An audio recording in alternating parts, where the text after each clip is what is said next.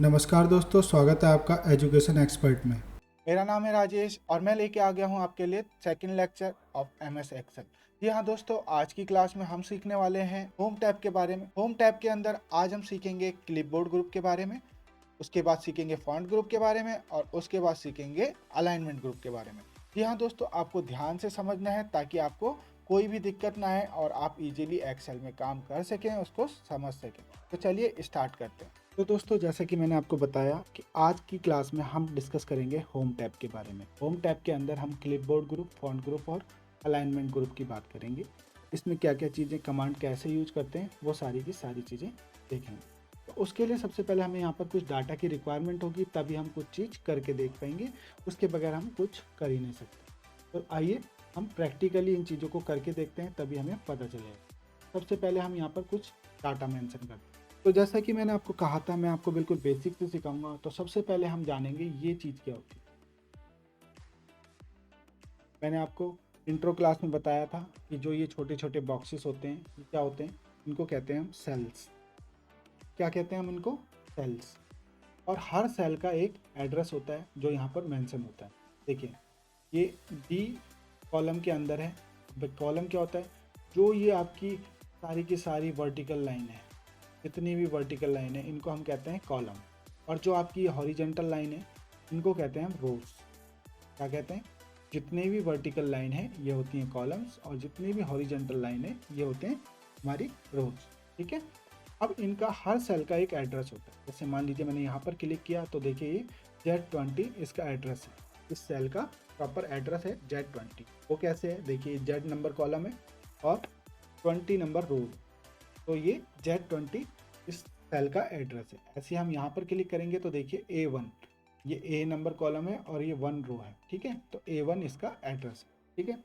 उसके बाद देखिए यहाँ पर क्या होता है, यहाँ पर जो भी हम लिखते हैं या फिर जो भी हम फंक्शन यूज करते हैं वो यहाँ पर हमें मेंशन होता है। जैसे मैं यहाँ पर लिखता हूँ राजेश, तो देखिए यहाँ पर आ गया, मेंशन हो गया राजेश। तो यहाँ पर हमारा ये बेसिकली होता है फार्मूला बार। जब हम आगे एक्सेल में फार्मूलेस यूज करेंगे तो वो फार्मूला भी यहाँ पर आपको शो होंगे। ठीक है। आप यहाँ पे एडिट भी कर सकते हैं। यहाँ पे क्लिक करके आपको कुछ लिख हटाना है तो आप हटा सकते हैं।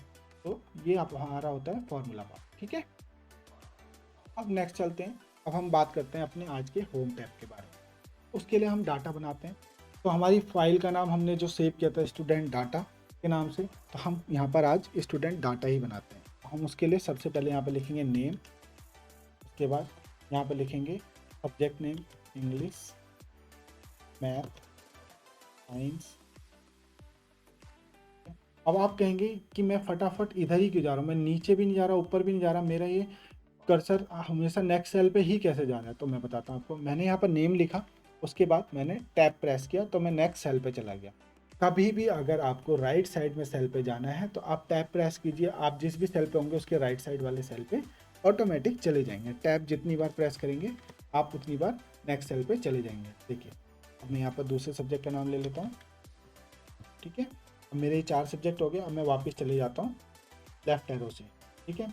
अब मुझे नीचे काम करना है। अब मुझे नेम लिखने हैं तो मैं एंटर प्रेस करूँगा। हमेशा नीचे जाना है, अगर किसी सेल के नीचे जाना है तो आपको एंटर प्रेस करना है। आप नीचे वाली सेल पे पहुँच जाएंगे। आप यहाँ पर नाम लिख लीजिए, राजेश, महेश, सुरेश,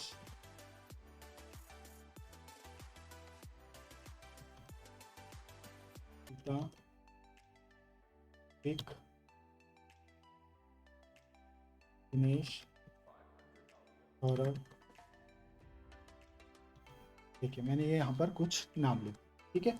अब मैं इनके रैंडमली मार्क्स भी लिख लेता हूँ। कुछ भी मैं अपने कीबोर्ड से फटाफट टाइप कर देता हूँ ताकि आपको समझा सकूँ। ठीक है। जब तक डाटा नहीं बनाएंगे तब तक हम वर्क कैसे कर पाएंगे?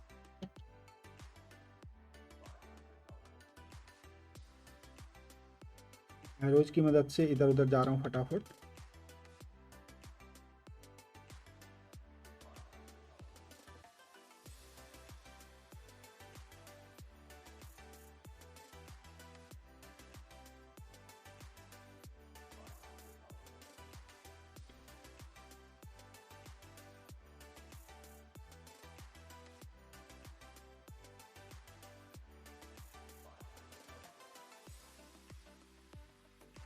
तो ये मेरा डाटा बन गया अलग। तो अब आप देखेंगे मैंने डाटा तो बना दिया, लेकिन ये क्या अट्रैक्टिव लग रहा है? ये कहीं से लग रहा है कि मैंने किसी का रिजल्ट बनाया है कुछ बच्चों का? नहीं, इसको थोड़ा सा ऑर्गेनाइज करना पड़ेगा, कुछ अच्छा सा बनाना पड़ेगा। इसी के लिए अब हम होम टैब पे काम करें। मैं एक एक करके आता हूँ, एक एक करके आपको चीज़ें समझ, ठीक है। सबसे पहले हम आते हैं क्लिपबोर्ड ग्रुप, ठीक है। क्लिपबोर्ड ग्रुप पे आ गए हम। उसके बाद सबसे पहली कमांड यहाँ पर हमें कट शो हो रही है, तो सबसे पहले कट से ही शुरू। कट का मतलब क्या होता है? काटना, मतलब हटाना। तो डिलीट का मतलब क्या होता है? डिलीट का मतलब भी तो हटाना ही होता है, लेकिन इन दोनों में डिफरेंस होता है। क्या डिफरेंस है मैं बताता हूँ। अगर आप यहाँ पर सेलेक्ट कीजिए, मान लीजिए आपको ये डिलीट करना है, तो आप सेलेक्ट कीजिए और डिलीट प्रेस कर दीजिए कीबोर्ड से, आपका डिलीट हो गया। मैं वापस कर देता हूँ, कंट्रोल जेड कर लेता हूँ। मैंने ये कंट्रोल जेड क्यों किया? कंट्रोल जेड का मतलब क्या होता है? कंट्रोल जेड का मतलब होता है अंडो करना। क्या करना? अंडो करना। मैंने कहा था आपको मैं शॉर्टकट्स बताऊंगा। मैं चाहता तो देखिए, जैसे मैंने ये डिलीट किया, मैं यहाँ से अंडो कर दूंगा तो भी ये आ जाएगा, लेकिन मैंने क्या किया? मैंने किया कंट्रोल जेड। जैसे मैंने इसको डिलीट किया, मैं कंट्रोल जेड कर रहा हूँ कीबोर्ड से, तो देखिए वो वापस आ गया। तो एक शॉर्टकट कमांड होगी आपकी आज की, लिख लो यहाँ पर, अंडो कंट्रोल प्लस जेड, ठीक है। ये याद रखना है आप, ठीक है।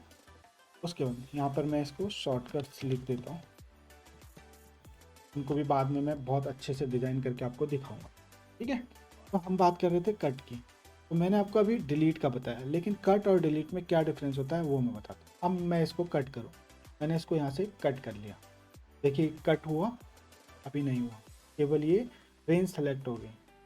ये कट का मतलब होता है कि आप इस डाटा को कहीं और ले जाना चाहते हैं, यहाँ से तो हटाना चाहते हैं, लेकिन इसको कहीं और रखना चाहते हैं। तो जैसे मैंने इसको यहाँ रखना चाहता हूँ, या कहीं भी जहाँ आप चाहें वहाँ, आपकी रिक्वायरमेंट जहाँ भी है। मैंने वो रेंज सेलेक्ट कर ली, जहाँ भी मुझे लाना है सेल सेलेक्ट कर लिया।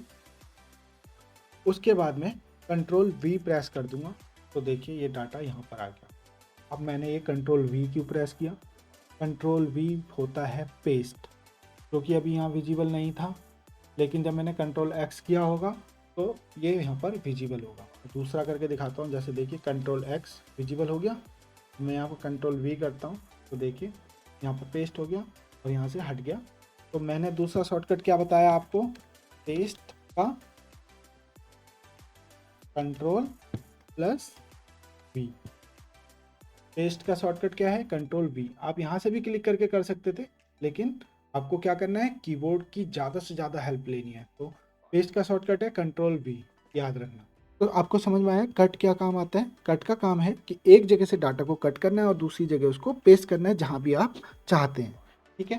तो हमने ये दो डाटा यहाँ से उठा के कट करके यहाँ रख दिया। मैं इनको वापस यहाँ से उठा के यहाँ रखना चाहता हूँ, तो मैंने दोनों को सिलेक्ट कर लिया, कंट्रोल एक्स प्रेस करूँगा, यहाँ पे क्लिक करूँगा, कंट्रोल वी प्रेस करूँगा, वो उस जगह पे वापस आ गए, ठीक है। तो आपको अभी तक कट और पेस्ट दो चीज़ें समझ में आई। अब मैं चाहता हूँ मैं इस डाटा को मुझे एक जगह पे और लाना है, और यहाँ पर भी रहे और यहाँ पर भी रहे, तो उसके लिए हमें करनी है कॉपी। तो मैं क्या करूँगा? पहले इस पूरी रेंज को सिलेक्ट कर लूँगा, जितना भी मेरे को डाटा चाहिए, कंट्रोल सी प्रेस करूँगा। क्या करूँगा? Control C. मैं यहाँ भी क्लिक कर सकता था, देखिए मैं दोबारा करके दिखाता हूँ आपको। मैं इस पूरी रेंज को सिलेक्ट किया, कॉपी पे क्लिक करूँगा और जहाँ भी मुझे इसको पेस्ट करना है, मान लीजिए यहाँ पे करना है, मैं पेस्ट के लिए मैंने शॉर्टकट बताया था कंट्रोल वी, तो यहाँ पर पेस्ट हो गया। अब ये डाटा यहाँ भी है, यहाँ भी है, लेकिन अब बात करते हैं शॉर्टकट की। मैं इसको डिलीट कर देता हूँ एक बार, मैंने डिलीट कर दिया। अब मैं इसको सिलेक्ट किया, कंट्रोल सी, कॉपी के लिए शॉर्टकट कंट्रोल सी, जहाँ भी आपको पेस्ट करना है पहले उसको सेलेक्ट कीजिए उस जगह को, और कंट्रोल वी प्रेस कर दीजिए। देखिए आपका डाटा यहाँ पर आ गया है। तो मैंने क्या शॉर्टकट बताया कॉपी का? कंट्रोल प्लस सी। क्या बताया? कंट्रोल प्लस सी, कॉपी करने के। तो आपको अभी तक 3 शॉर्टकट्स पता चल गए हैं। अंडो के लिए कंट्रोल जेड, पेस्ट के लिए कंट्रोल वी, कॉपी के लिए कंट्रोल सी। तो अभी तक आपको क्या क्या शॉर्टकट पता चल चुके हैं? अंडो का शॉर्टकट पता चल चुका, पेस्ट का शॉर्टकट पता चल चुका, कॉपी का शॉर्टकट पता चल चुका। अब अगर एक चीज़ और रह गई है, रीडो। रीडो मैंने आपको पहले ही बताया था कि जो आपने अंडो किया उसको आप रीडो कर सकते हो, यानी कि उसको वापस ला सकते हो। अब जैसे कि मैं इसको देखो, मैंने ये रीडो लिखा है अभी, मैं इसको कंट्रोल जेड कर देता हूँ तो ये हट गया क्योंकि मैंने इसको अंडो कर दिया कंट्रोल जेड करके। अब मैं चाहता हूँ नहीं यार वो तो सही था, उसको वापस लाना है, तो मैं कंट्रोल वाई प्रेस करूँगा तो वापस आ जाए। क्या प्रेस किया मैंने? Control Y. तो रीडो के लिए क्या है? Control plus Y. यह है हमारा रीडो का शॉर्टकट। तो 4 शॉर्टकट्स आपको आ गए और हमारी ये डाटा भी मैंने आपको दिखा दिया कि कैसे बना सकते हैं। चलिए आगे बढ़ते हैं। अभी तक हमने कट सीख लिया, कॉपी सीख लिया, पेस्ट सीख लिया। अब फॉर्मेट पेंटर रह गया इसके अंदर, वो अभी हम थोड़ी देर में सीखेंगे। पहले हम थोड़ा सा फॉन्ट ग्रुप समझते हैं तो आपको इजीली फॉर्मेट पेंटर का मतलब भी समझ में आएगा। ठीक है, चलिए आगे बढ़ते हैं। अब देखिए मैंने कट कॉपी पेस्ट सीख लिया, लेकिन हमारा डाटा तो वैसा ही दिख रहा है अभी भी जैसा पहला था, बेकार सा, कुछ अच्छा सा लिख नहीं रहा कि क्या कहाँ पे नाम लिखा हुआ है, कहाँ पे सब्जेक्ट लिखे हुए हैं, सब एक जैसा कलर, सब कुछ ये। तो इसको थोड़ी सी हम डिज़ाइनिंग कर। तो देखिए सबसे पहले हम क्या करेंगे, यहाँ पर हमारे ये जो name, English, math, science, Hindi है, उसको हम थोड़ा सा बोल्ड करते हैं। बोल्ड करते हैं, बोल्ड कैसे करते हैं? हमने इसको सबको सेलेक्ट कर लिया एक साथ। यहाँ पर देखिए बी लिखा हुआ आ रहा है, आप इस पर क्लिक कीजिए, ये देखिए सारा बोल्ड हो गया। अभी अलग से चमक मार रहा है, जी हाँ, क्या हमने इसको क्या किया? बोल्ड किया। अब मैं इसको वापस कर देता हूँ, एक बार कंट्रोल जेड कर देता हूँ। मैंने हो गया सर ये वापस क्यों कर दिया? जी हाँ, इसके लिए भी एक शॉर्टकट है, मैं वो बताऊंगा आपको। पहले मैं यहाँ पे लिख रहा हूँ क्या? बोल्ड। बोल्ड का क्या शॉर्टकट है? आप पहले रेंज को सिलेक्ट कीजिए, पहले करके दिखाता हूँ आपको। पूरी रेंज को सिलेक्ट कर लिया, आपको कीबोर्ड से प्रेस करना है कंट्रोल बी। क्या प्रेस करना है? Control B. देखिए हो गया बोल्ड, बिल्कुल। मैं यहाँ पर लिख के भी बता देता हूँ आपको, आप इनको याद कर लीजिए, आपको बहुत हेल्प होगी फटाफट काम करने में। ठीक है, तो ये हमारा बोल्ड का शॉर्टकट। तो हमारा देखो टेक्स्ट सारा बोल्ड हो चुका है। ठीक है, अब ये थोड़ा सा अलग दिखने लग गया कि ये हेडिंग्स हैं, इधर कुछ डाटा लिखा हो। अब हम बात करते हैं थोड़ा सा इसको ना तिरछा लिखें, इटैलिक। इटैलिक देखिए, इसको आई कर दिया, इटैलिक, आई का मतलब इटैलिक होता है यहाँ पे। तो देखिए आप थोड़ा सा डाटा तिरछा सा दिख रहा है आपको, और साथ ही साथ अंडरलाइन भी कर देते हैं। देखिए अभी थोड़ा सा हेडिंग जैसा दिख रहा है, ये नेम है, इंग्लिश है, मैथ है, साइंस है। अब मैं इनको दोनों को कंट्रोल जेड कर देता हूँ। मैंने दोनों को कंट्रोल जेड कर दिया, 2 बार कंट्रोल जेड किया क्योंकि मैंने पहले अंडरलाइन किया था, उससे पहले इटैलिक किया था। तो दोनों की चीज़ों को मैंने हटा दिया। हटाया क्यों? क्योंकि मुझे आपको शॉर्टकट बताने थे। तो शॉर्टकट अब बताता हूँ मैं इटैलिक का। इटैलिक के लिए आपको कंट्रोल प्लस आई प्रेस करना है, ठीक है। और अभी करके दोनों एक साथ दिखाऊंगा आपको। और आपको अंडरलाइन के लिए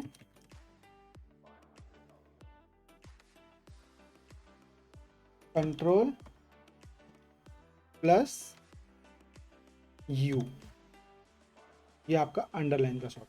अब देखिए मैं करके दिखाता हूँ। मैंने इसको सेलेक्ट कर लिया, अब मैं कीबोर्ड से प्रेस कर रहा हूँ, कंट्रोल आई, इटैलिक हो गया। देखिए कंट्रोल यू, देखिए अंडरलाइन भी हो गई, तीनों चीज़ें हो गई।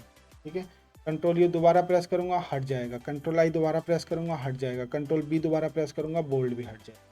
यानी एक बार आप करोगे तो लगेगा, दूसरी बार आप करोगे तो वो हट जाएगा।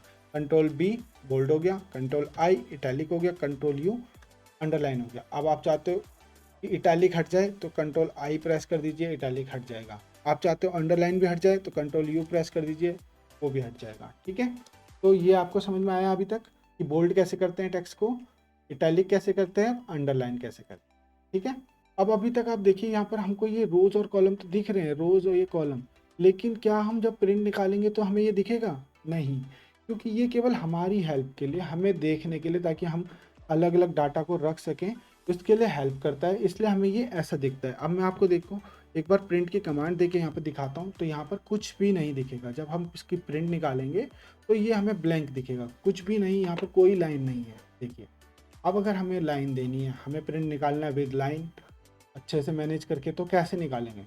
हम इसको क्या करेंगे, इसको पूरी रेंज को सिलेक्ट करें। अब यहाँ पर आते हैं, हम देखो ये यहाँ पर बॉर्डर्स की कमांड है। यहाँ पे अलग अलग बॉर्डर के आपको दिख जाएंगे कि आपको कैसा बॉर्डर रखना है। आपको टेम्पलेट शो हो रहे हैं, आपको लेफ्ट में बॉर्डर रखना है, टॉप पे बॉर्डर रखना है, बॉटम पे रखना है, या सारा बॉर्डर रखना है। ज़्यादातर यही यूज होता है, ऑल बॉर्डर। मैंने इस पर क्लिक किया, अब देखिए ये सारा बॉर्डर पे हो गया। अब मैं कंट्रोल पी करूँगा एक बार प्रिंट प्रीव्यू चेक करने के लिए, तो देखिए ये सारा बॉर्डर पे आ गया है। ठीक है, सारी लाइन्सों में आ चुका है, हमारा हमारा टेबल जैसा कुछ ये दिख रहा है। ठीक है, अब मैं चाहता हूँ जो इसकी बाहर की लाइन है, आउटर लाइन है, ये थोड़ी सी मोटी लगे, तो मैं इसको सेलेक्ट करूँगा और यहाँ से थिक आउटसाइड बॉर्डर पे क्लिक करूँगा। अब ये देखिए ये बाहर की लाइन थोड़ी सी और हैवी हो गई है। इसको भी मुझे ऐसे ही करना है, तो मैं इस पर भी ऐसे ही कर दूंगा। देखिए ये भी वैसे ही तैयार होगी। ठीक है, अब थोड़ा सा अच्छा लग रहा है हमारा डाटा। हाँ जी, अब मैं चाहता हूँ ये ना थोड़ा सा ये name, English, math, science, Hindi जो भी लिखा हुआ है, इन्हें थोड़ा सा कलर भी भरा जाए इन सेल्स में, ताकि और अच्छा लगे। उसको भरने के लिए ये देखिए यहाँ पर ऑप्शन आ रहा है फिल कलर का, आप इस पर क्लिक कीजिए। यहाँ से जो भी कलर आपको चाहिए आप यहाँ पे देख सकते हैं, आप वो कलर पे क्लिक कर दीजिए, ये वो कलर फिल हो जाएगा। देखिए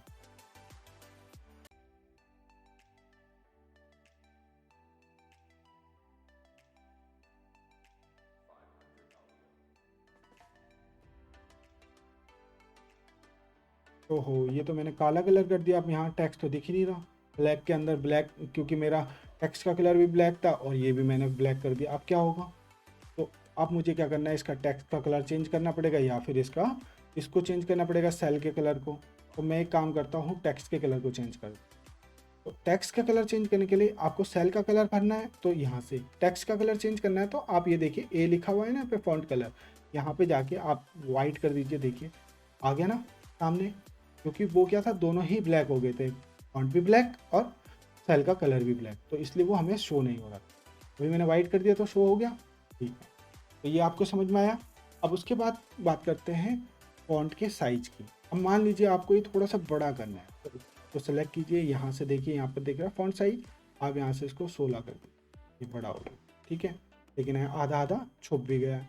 तो इसको ओपन करने के लिए आपको देखिए यहाँ पर ऊपर जाते हैं, यहाँ पर ये कर्सर लेके जाना है, जिस भी अब उसको आपको ओपन करना है, बड़ा करना है, आप इसको ऐसे कर सकते हैं, तो ऐसे कर सकते हैं। और इसका दूसरा तरीका भी, आपको अगर बहुत सारे वो करना है तो आप यहाँ पर डबल क्लिक करिए, देखिए ये सब अपने आप पूरे खुल जाएंगे। ठीक है, यहाँ पर नहीं किया था हमने, कर दिया तो ये भी ओपन हो गया। ठीक है, अब ये देखिए थोड़ा सा बड़ा भी दिख रहा है, अलग भी दिख रहा है। अब आप चाहते हैं इसका ना थोड़ा सा फॉन्ट का पैटर्न भी चेंज हो जाए, स्टाइल चेंज हो जाए, तो आप जाइए इनको सारों को सेलेक्ट कीजिए। उसके बाद यहाँ पर अब यहाँ से आप फॉन्ट का टाइप चेंज कर सकते हैं, जो भी फॉन्ट आप चाहते हैं वो यहाँ से आप ले सकते हैं। आपको चाहिए ऐसा, देखिए आप साइड में देखिए चेंज हो रहा है, हो रहा है। अब मैं जो भी एक करूँगा वो वहाँ पर चेंज हो जाएगा, ये देखिए हो गया चेंज। तो यहाँ से आप फॉन्ट का स्टाइल चेंज कर सकते हैं, यहाँ से फॉन्ट का साइज चेंज कर सकते हैं। ठीक है, अब अगर आपको फॉन्ट का साइज को +2 करना है तो आप यहाँ से भी कर सकते हैं, जैसे आप 18 यहाँ से तो कर ही सकते हैं, लेकिन यहाँ से भी कर सकते हैं। जैसे आपको देखिए अभी 18 पे है, आपको 20 करना है तो आप यहाँ से इंक्रीज कर सकते हैं, यहाँ पर ऑप्शन आता है। ठीक है, और आपको डिक्रीज करना है, पॉइंट प्लस -2 करना है तो आप यहाँ से -2 कर सकते हैं, और -2 करना है तो और कर सकते हैं। यहाँ से इंक्रीज होता है 2 पॉइंट और यहाँ से डिक्रीज होता है 2। ठीक है, तो ये था हमारा फॉन्ट ग्रुप, जिसमें मैंने आपको सारी चीज़ें एक एक करके समझा दी हैं। ठीक है, अब हम थोड़ा सा वापस आ जाते हैं अपने क्लिपबोर्ड ग्रुप। अब आप चाहते हैं कि देखिए जैसे ये है, इसमें बच्चा कहीं पे फेल हो रहा है। अब मान लीजिए आपका 36 से नीचे जिस भी बच्चे के मार्क्स हैं वो फेल हो रहा है, आप उसको करना चाहते हैं रेड। तो आप रेड करने के लिए आपको उसको रेड करना होगा। जैसे इस लाइन में राजेश के 25 मार्क्स हैं हिंदी में, यानी कि यहाँ पे राजेश फेल है, तो आप इसको रेड करने के लिए मैंने आपको बताया था टेक्स्ट को रेड करना है, तो आप यहाँ से रेड कर सकते हैं। ठीक है, अब आप क्या जगह जगह जा जा के ढूंढेंगे और उसके बाद इसको रेड करेंगे? नहीं, आपने एक बार रेड कर लिया। अब मैं फॉर्मेट पेंटर का यूज़ बताता हूँ। अब आपको बस जगह ढूंढनी है, आपको क्या करना है, इसको क्लिक करना है और फॉर्मेट पेंटर पे डबल क्लिक करना है। याद रखिए डबल क्लिक। ठीक है, अब आप इस लाइन में चेक कीजिए, यहाँ पे 25 यहाँ पे है। आपको यहाँ पे देखिए सुरेश के 12 मार्क्स हैं, ये भी फेल है। यहाँ पे 15 मार्क्स है, ये भी फेल है। अब अपने आप वो रेड कलर में हो जाएगा। फॉर्मेट पेंटर का यूज़ क्या होता है वो मैं आपको बता रहा हूँ। देखिए जहाँ जहाँ बच्चा फेल होगा मैं उसको रेड कलर पे कर दिया और मेरा फॉर्मेट पेंटर का काम ख़त्म हो गया। तो मैं एस्केप दबा दूंगा, ये देखिए वो जगह रेड कर दी मैंने एक साथ। मैं हर बार वहाँ पे नहीं गया, कहाँ पर, फॉन्ट के कलर को चेंज करने के लिए। यानी कि आपके पास अगर कोई एक पैटर्न है, आप उसी पैटर्न को जगह जगह पे दोहराना चाहते हैं, तो आप एक बार उस पर क्लिक कीजिए और उसके बाद फॉर्मेट पेंटर पे डबल क्लिक कीजिए और जहाँ जहाँ आप उस चीज़ को यूज करना चाहते हैं, उस कलर कॉम्बिनेशन को यूज करना चाहते हैं या जो भी स्टाइल वहाँ पर है वो यूज करना चाहते हैं तो आप फॉर्मेट पेंटर की मदद से कर सकते हैं। अगर आप फॉर्मेट पेंटर केवल एक बार यूज करेंगे यानी कि एक सिंगल क्लिक करेंगे तो आपका काम तो करेगा लेकिन केवल सिंगल टाइम, केवल वन टाइम ही आप यूज कर सकते हैं। जैसे मैंने अभी सिंगल क्लिक किया, अब मैं मान लीजिए 45 को कलर कर देता हूँ, रेडी कर देता हूँ सब कुछ के लिए दिखाने के लिए, तो देखिए मेरा फॉर्मेट पेंटर हट गया एक ही बार में। अगर मैं वही डबल क्लिक पे करता, जैसे मैं मान लीजिए मैंने इसको ही फॉर्मेट पेंटर बना लिया और डबल क्लिक कर दिया, मैं जहाँ मर्जी चाहूँ मैं जितनी बार भी यूज करना चाहता हूँ मैं उतनी बार यूज कर सकता हूँ। मैं पूरी टेबल को लाल कर सकता हूँ एक बार फॉर्मेट पेंटर पर डबल क्लिक कर। ठीक है, अब आप चाहते हैं जैसे मेरे को यार ये वाला डिज़ाइन चाहिए यहाँ पर, तो आप यहाँ पर क्लिक कीजिए और डबल क्लिक करके आप इसको ये देखिए, ये देखिए, ये देखिए, ये होता है फॉर्मेट पेंटर का। ये देखिए, मैं एस्केप दबा देता हूँ। तो आपको समझ में आया फॉर्मेट पेंटर का यूज। जैसा पैटर्न आप लेके दूसरे सेल में जाना चाहते हैं तो आप फॉर्मेट पेंटर का यूज कर सकते हैं। अब मैं इस सारी चीज़ को कंट्रोल जेड कर देता हूँ एक बार।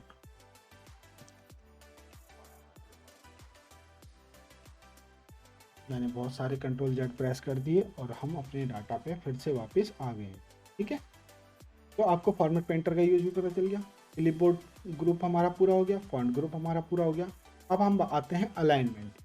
ठीक है, तो देखिए अलाइनमेंट पे सबसे पहले हम बात करेंगे हमारे टेक्स्ट को अलाइन करने की। अब जैसे आप देखिए ये नेम यहाँ सेंटर में है लेकिन राजेश इधर से है, आप चाहते हो यार ये सारे नाम ना बिल्कुल सेल के सेंटर में आ जाए, तो आपको क्या करना है, इसको सेलेक्ट करना है पूरे को जो भी है उसको, और यहाँ पर देखिए अलाइनमेंट पे सेंटर पे क्लिक करना है, ये सेंटर हो गया। आप चाहते हैं लेफ्ट में ही रहे तो लेफ्ट पे क्लिक कर दीजिए, राइट में आ जाए तो राइट पे क्लिक कर दीजिए। ठीक है, जहाँ भी आप चाहते हैं वो वैसा हो जाएगा। ऐसे ही आप पूरे इस टेबल को भी सिलेक्ट कर दीजिए, आपको सेंटर में चाहिए तो आप यहाँ पर सेंटर अलाइन कर सकते हैं। ऐसे ही आपको जो भी इनमें से रिक्वायर्ड है वो आप यहाँ से कर सकते हैं। ठीक है, उसके बाद नेक्स्ट आते हैं दोस्तों। अब हमने ये डाटा तो बना लिया लेकिन इसकी एक हेडिंग ये है क्या, यहाँ पर हमें लिखना भी तो होगा कुछ। ठीक है, पहले मैं इसको थोड़ा सा ओपन कर लेता हूँ। अब मैं यहाँ पर लिखता हूँ स्टूडेंट्स रिजल्ट। ठीक है, अब मैंने ये लिख दिया, क्या ये अच्छा लग रहा है, ये हेडिंग जैसी लग भी रही है, नहीं लग रही। हम क्या करेंगे, अब मैंने मान लीजिए इसको बोल्ड भी कर दिया, इसका फॉन्ट भी बड़ा कर दिया, इसको कलर भी कर दिया, कलर मैं दूसरे कलर का कर देता नहीं तो ये फिर से वैसे ही दिखेगा। लेकिन ये तो कुछ अटपटाई हो गया, यहाँ पर येलो में आधा दिख रहा है आधा वाइट दिख रहा है, तो देखिए बिल्कुल भी अच्छा नहीं लग रहा। हमें क्या चाहिए था कि ये पूरा यहाँ तक के सेंटर में आए, बीचों बीच बिल्कुल दिखाई दे, तो वो कैसे होगा। अगर मैं इसको बड़ा कर दूंगा तो देखिए ये तो ये वाला बड़ा हो गया लेकिन ये तो सेंटर में नहीं आया ना। तो क्या करेंगे, हम कंट्रोल जेड करते हैं पहले इसको वापस करने के लिए। अब हम यूज करेंगे इसको सेंटर कैसे कर सकते हैं मैं बताता हूँ आपको। उसके लिए हम यूज करेंगे मार्जिन सेंटर। मार्जिन सेंटर कैसे यूज करते हैं चलिए मैं बताता हूँ। आपको पहले ये डिसाइड करना है आपको कहाँ से कहाँ तक का सेंटर चाहिए। तो हमारी टेबल यहाँ पे है, हमको इसके सेंटर में लाना है, तो पहले आप यहाँ से सेलेक्ट करके यहाँ तक आ जाइए। ठीक है, उसके बाद आप मार्जिन सेंटर पे क्लिक कर दीजिए। अब देखिए आपका बिल्कुल बढ़िया हो गया। अब ये क्या है, आपका केवल एक ही सेल बन गया है, यहाँ से यहाँ तक का पूरी सेल एक ही है। ठीक है, अब कोई अलग कॉलम नहीं, ये पूरा एक सेल बन गया और ये बिल्कुल इसके सेंटर में आ गया। ठीक है, तो ये होता है मार्जिन सेंटर। आपको हटाना है तो दोबारा क्लिक कर दीजिए, ये वहीं चला जाएगा। ठीक है, आपको दोबारा से करना है तो आपको फिर से दोबारा से सेलेक्ट करना पड़ेगा और मार्जिन सेंटर करना पड़ेगा, तो ये दोबारा से यहाँ पर आ जाएगा। ठीक है, अब बात करते हैं रैप टेक्स्ट की। ये क्या होता है आखिर, उसके लिए भी मैं आपको बताता हूँ। जैसे मान लीजिए मैं यहाँ पर दोबारा से एक बार स्टूडेंट डाटा लिखता हूँ।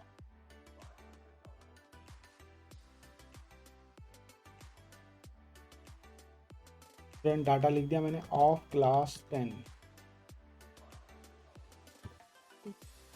अब ये देखिए डाटा आधा दिख रहा है आधा नहीं दिख रहा, क्या हो गया क्योंकि हमारा यहाँ से सेल से बाहर निकल गया है। तो ये तो अभी विजिबल हो रहा है, जब मैं यहाँ पे भी कोई वैल्यू लिख दूंगा सेकंड कॉलम में तो ये तो बिल्कुल भी नहीं दिखाई देगा। अब ना तो यहाँ का कुछ दिख रहा, तो इस कॉलम में तो इसका वो आ रहा है, तो यहाँ पर अब इसका क्या करूँगा। इसके लिए हम रैप टेक्स्ट यूज करते हैं। जैसे हमने इसको सेलेक्ट किया, रैप टेक्स्ट पे क्लिक किया, अब देखिए ये सारा का सारा डाटा रैप हो गया है, यानी कि एक ही सेल के अंदर में डिवाइड हो गया है। तो आपने देखा अब रैप टेक्स्ट से ये हमारा डाटा पूरा का पूरा हमें विजिबल हो गया और पूरा का पूरा एक सेल में आ भी गया। इसने टेक्स्ट को रैप कर दिया। अब इसको हटाना है तो दोबारा यहाँ पे क्लिक कर दीजिए, देखिए डाटा फिर से वैसा ही हो गया। दोबारा क्लिक करेंगे तो ये सही हो जाएगा। ठीक है, तो रैप टेक्स्ट का मतलब भी आपको समझ में आ गया होगा। चलिए अब इसको मैं डिलीट कर देता हूँ एक बार। ठीक है, ये डिलीट कर दिया मैंने। तो आज आपने क्या क्या सीख लिया अभी तक? आपने क्लिपबोर्ड ग्रुप में cut, copy, paste, format painter, ये सारी चीज़ें सीखी। शॉर्टकट्स भी मैंने आपको बताए। अब हम जरा इसको भी थोड़ा सा अच्छा कर देते हैं। तो मैंने क्या बताया था, अगर देखिए अब मैं यहाँ पर आपको दिखाना चाहता हूँ कि यार ये अच्छे से दिखे, तो पहले मैं इसको दोनों को सिलेक्ट करूँगा, ये इसके सेंटर में आ जाए, ताकि मैं इस पर एक कलर डाल देता हूँ, वो बोल्ड कर देता हूँ, मार्जिन सेंटर कर देता हूँ। देखिए हो गया। अब यहाँ पर इसको मैं बॉर्डर लाइन दे देता हूँ फटाफट। देखिए ये दे दिया। इनको मैं कुछ अलग कलर फिल कर देता हूँ इनके अंदर। ये देखिए थोड़ा सा इनका साइज बढ़ा देता हूँ यहाँ से। ये देखिए साइज भी बढ़ गया। इनका भी वो कर देता हूँ मैं।